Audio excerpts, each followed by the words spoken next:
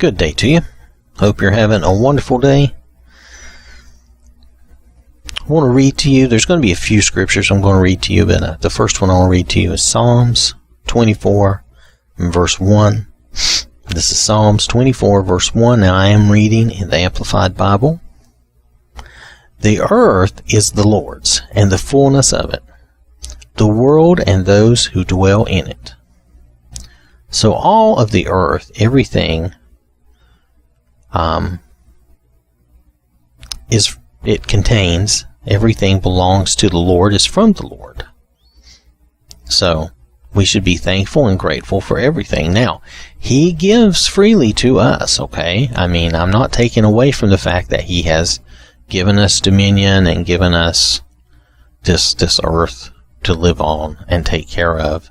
But mind you, that is part of the thing, is we have to be taking care of things. You know, He gives us all of this, and He blesses us with all these things. And everything is His, and He gives all of this to us to to live our lives, to follow Him and do His will, to enjoy, but also, to enjoy our lives. It's not supposed to just be an awful, miserable thing. I mean, when I see some of the things God has created, I can't help but I get a certain joy, a certain awe and respectful type of joy out of it. Just saying, wow, that's something that God has created that is just super cool. That's as, my words fail me, but it's really good. So the world and those who dwell in it. See, the earth is the Lord's and the fullness of it, the world and those who dwell in it. So even our fellow men, whether they are believers or unbelievers, they belong to God.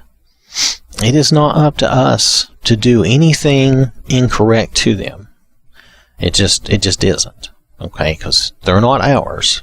We're given the earth and all that's, all the things that are in the earth that's good for us, but we're not given other people. So those are not ours. Those are God's only. But we're to be good stewards of everything that God has given us. So, following that train of thought, I do want to read a few more scriptures. And these are going to be from Proverbs, like Proverbs 11. And it's going to be 24 and 25. There is the one who generously scatters abroad, and yet increases all the more. And there is the one who withholds what is justly due, but it results only in want and poverty. The generous man is a source of blessing and shall be prosperous and enriched. And he who waters will himself be watered, reaping the generosity he has sown. See, in 24, we're talking about two different people. We're talking about the one who generously scatters abroad, a generous person. They can be a generous group of people, but a generous person. And yet, they're generous with what God has blessed them with. And yet they increase all the more because God continues to bless them, because they are blessing others. And you reap what you sow. That's a law. That's just the way God has set things to work. Now, you reap a lot of spiritual blessings, but you also can reap some worldly blessings. It's just you can't treat it like it's a bank account and I'm going to put in so much and I'll get so much out. You just can't do that. God's going to take care of you. You have to trust Him. He's going to give you what you need, when you need it, as you need it. And He does. He always supplies a way. But then again, we're talking also, they're comparing that to the second person. The second person is one who withholds what is justly due. So it's not that they're not generous. They're not even paying what they're supposed to pay. They're not putting out, like maybe they're not paying certain bills, or they're not, they're withholding what is justly due. So that results only in want and poverty, because that, even in our society, even in our world, if you're not paying your bills and taking care of your business, it's going to create problems. So imagine the spiritual poverty you're creating when you're not doing any of those positive good things, and at least doing what you should do, you're creating a spiritual issue. And then if you reap what you sow, well, if you reap a kind of stinginess or a kind of thievingness where you're withholding what you should be paying, you're withholding what's justly due or rightly due, then that's a kind of thievery if you think about it that way. You're withholding what you should be paying. And because this says it the way it does, being justly due, it makes me think it's more of like a bill or a debt. Then you're just creating more debt, and that's going to, spiritually, that's going to come back to you too. That's going to create more debt. Blessings will create more blessings. Debt and bad behavior creates more bad things. So we want to be good stewards so that we're not creating and generating these bad things. We want to make sure that we're giving generously when we can. The generous man is a source of blessing and shall be prosperous and enriched. So, we want to be that way, and think of that. Try not to think of that in worldly goods so much as spiritual. Not that you won't have worldly blessings. I mean, like I say, I believe God makes it possible for us to have everything that we have. But think of it as in a spiritual way, and the spiritual blessings you'll receive and you'll have. That's just wonderful. It's more important than the physical. It is. So let's move on. Let's look at Proverbs 21:20. Again, we're just trying to think of being good stewards and doing what we should do, what we should rightly do with the blessings and what God gives us. So we're looking at Proverbs 21, verse 20. There is precious treasure and oil in the house of the wise who prepare for the future, but a short-sighted and foolish man swallows it up and wastes it. So here we're comparing again a wise man, someone who is like, hey, I'm saving up a little bit. I'm trying to be a little prepared for the future. But the short-sighted, the foolish man, they just burn through everything they've got all the time. They just live moment to moment. They're just tearing through it. And they say they act like there's not going to be a tomorrow. More than likely, though, if you're alive now, more than likely most likely, you will have a tomorrow. So you want to make sure, that's the problem with getting into a lot of bad debt, especially credit card debt, is you're spending tomorrow's money today. And you really don't want to do that, because that is one of the most horrible ways you can put yourself into trouble, is by spending tomorrow's money today. You work and you make money and you have this, and God blesses you with these things so that you will have your daily needs taken care of, at least your daily needs taken care of. Usually we really are blessed to have more than that, but still. But if you're consuming and using all of those resources today, and I mean, money is just a resource, that's all it is. Your money, your food, your water, whatever. If you're consuming all that today and not leaving anything for tomorrow, then yeah, you're kind of wasting it, because it's more than you need today. You're just swallowing it up. It's like there's some verses where a man's belly is like, I forget, it refers to his belly like he's just greedy and he just wants everything, and I forget how that goes now, so I apologize. I probably shouldn't have brought it up. Nonetheless,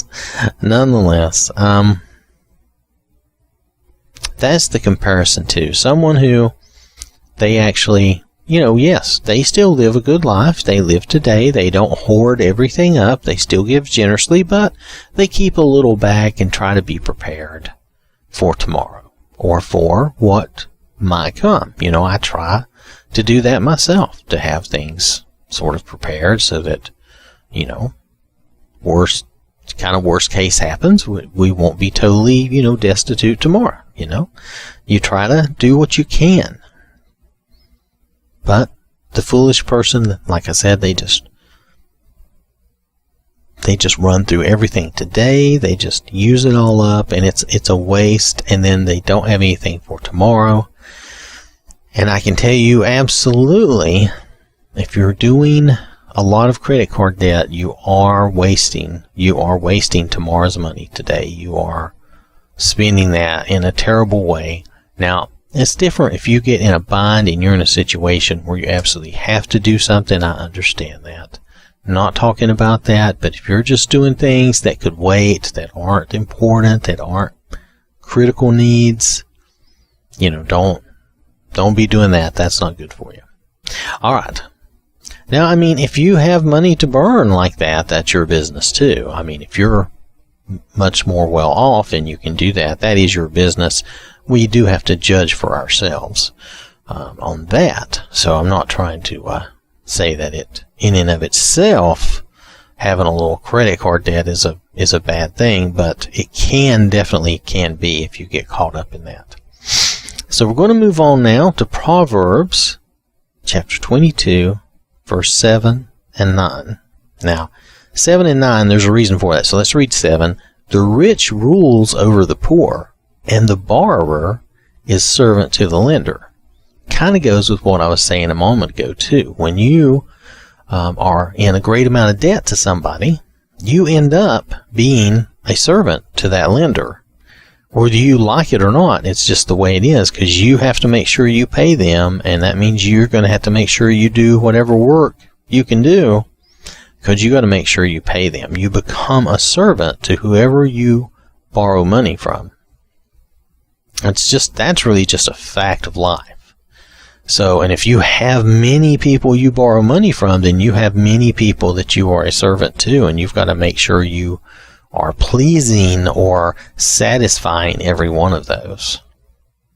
It's better not to have any more debt than you absolutely must have. And I just say that from experience. I've been through a lot of crazy things debt-wise, and not all was my fault. I can say though that, yeah, probably some was my fault, sure, yeah, and but I learned from that mistake, and I don't do that. Then, if we look down at verse 9, still in Proverbs 22, he who is generous will be blessed, for he gives some of his food to the poor.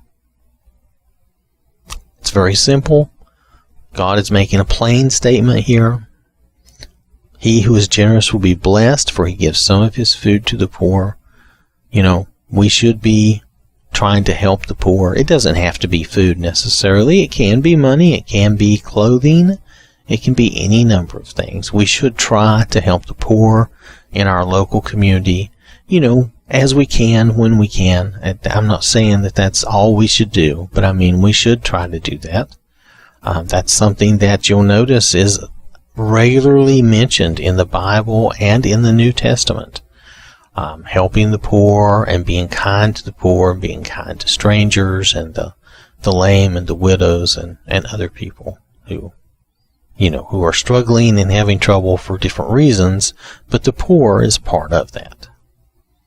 So it's something to be aware of, and it's also another good part of stewardship, that we're given these blessings, that we have an abundance, and we should give from that abundance to help others. And as Paul says, I'm trying to remember if that's in 2 Corinthians or where. My memory is just not that great for like chapter and verse, but nonetheless, God loves a cheerful giver, and we should be cheerful givers. Maybe that was in Romans. Well, nonetheless, it's okay. It's all right. I'm not going to remember exactly where it is, but nonetheless, we should cheerfully, give and help others. We should want to do that, and hopefully, you never know when you might draw somebody. You might draw somebody to the Lord through that.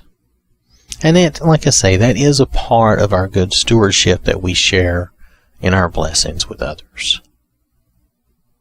Now, this is just a small part of probably the whole idea of good stewardship. This is just a few verses. I've actually heard a lot more, and you can speak a lot more about it in other ways and in other things. But I think the core part of it comes down to taking care of your family and taking care of those needs that you need to meet. Don't dig yourself into a big bunch of debt. Don't hoard everything up, and don't spend everything out. And, give generously and try to help others when you can. That's probably the main things of our stewardship. Not being wasteful. That probably covers really most of it. It may not cover everything in great detail, but I think that probably covers most of it right there. If we can do that, we'll be doing pretty well for ourselves. All right. Thank you for listening. I hope that is helpful. Hope you have a wonderful day. And remember, God loves you.